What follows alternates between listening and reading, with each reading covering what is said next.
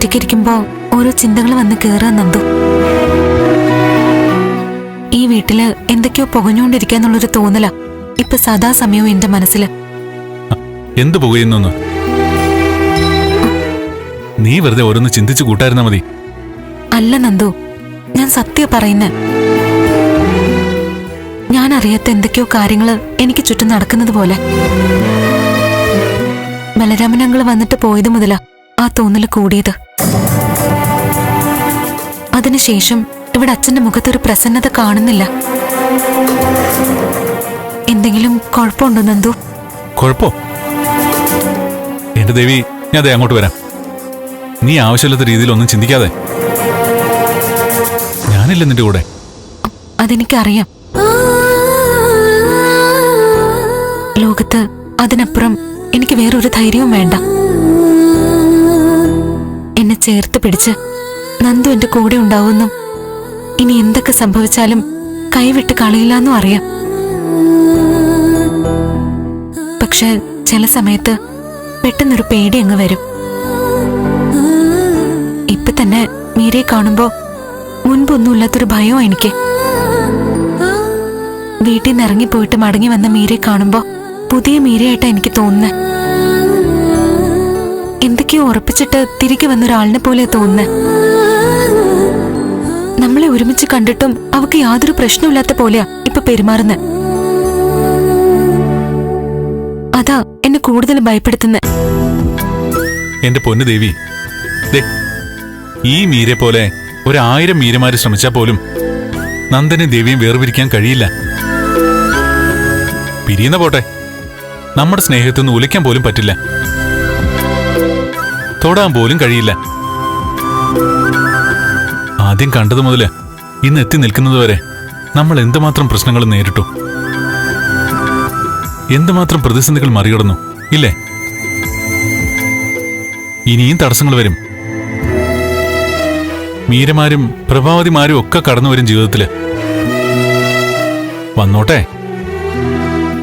നമ്മളെ തോൽപ്പിക്കാൻ നോക്കുന്നവര് സ്വയം തോറ്റുപോകുകയുള്ളൂ ദേവി.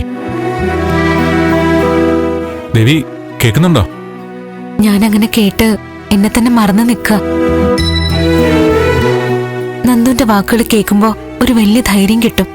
കുറച്ചു കഴിയുമ്പോ ആ ധൈര്യം അങ്ങ് പോവുകയും ചെയ്യും അല്ലേ? ഞാൻ വൈകാതെ അങ്ങ് എത്തിക്കോളാം. എനിക്ക് മുരളിയായിട്ട് കുറച്ച് കാര്യങ്ങൾ സംസാരിക്കാനുണ്ട്. അത് കഴിഞ്ഞ് ഞാൻ ഉടനെ എത്തിക്കോളാം. ഇനിയും ഓരോന്ന് ചിന്തിച്ച് വെറുതെ മനസ്സ് വിഷമിപ്പിക്കണ്ട. ഇന്നത്തെ വിഷമം മാറ്റാനുള്ള മരുന്ന് നന്ദുന്റെ വാക്കുകളിൽ നിന്ന് കിട്ടിയല്ലോ. ശരി നന്ദു. ഏയ്, വെക്കാൻ വരട്ടെ. എന്താ നന്ദു? എന്താ? ഒരു ഉമ്മ തരുമോ? അയ്യേ, ഇപ്പോഴോ? എന്താ നന്ദു? മര്യാദയ്ക്ക് ഉമ്മ തരുന്നുണ്ടോ? അവിടെ അടുത്താരും ഇല്ലല്ലോ അല്ലേ? ഏയ്, ഇവിടെ ആരുമില്ല.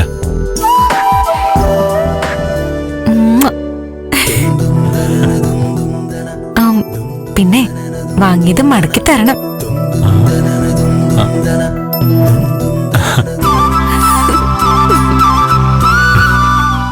ശരി നന്ദു. ഓക്കെ. എന്റെ വിഷമമൊക്കെ കുറച്ച് കുറഞ്ഞു. വേഗം വരണേ. വരാം.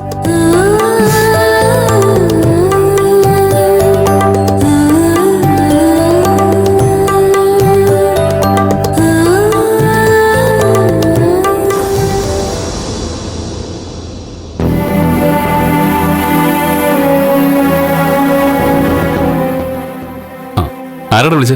ദേവിക? ആ, അവൾ ആകെ പേടിച്ചിരിക്കുക.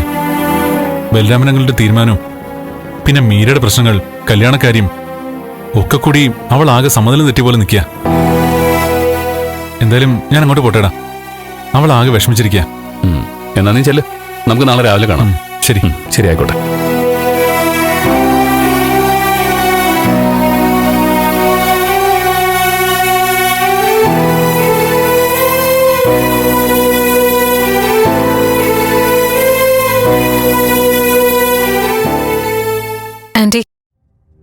എനിക്ക് ചില തെറ്റിദ്ധാരണകൾ ഉണ്ടായിരുന്നു, പേടിയുണ്ടായിരുന്നു.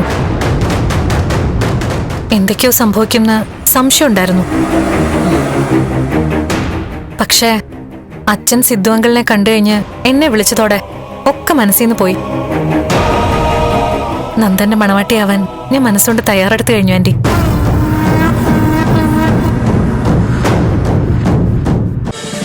ഫ്ലവേഴ്സ് ഒരുക്കുന്ന കാഴ്ച വസന്തം യൂട്യൂബിൽ പ്രേക്ഷകർക്ക് ലൈവായി കാണാം. ഫ്ലവേഴ്സ് കോമഡിയിൽ ജോയിൻ ചെയ്യൂ, ആസ്വദിക്കൂ.